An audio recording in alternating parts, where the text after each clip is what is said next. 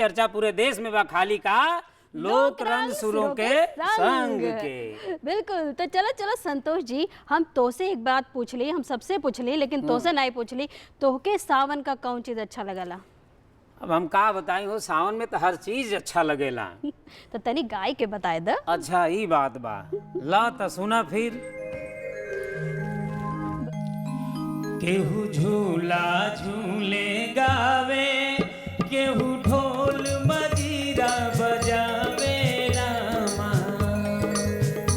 केहू झूला झूले गावे, केहू ढोल मजीरा बजावे रामा।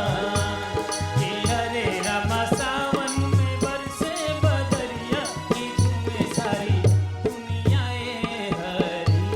कि हरे रामा सावन में बरसे बदरिया, कि झूमे सारी दुनिया रे हरी। कि हरे रामा सावन में बरसे बदरिया, कि झूमे सारी दुनिया रे हरी। के हरे हरी दुनिया रे हरी, के झूमे सारी दुनिया रे हरी।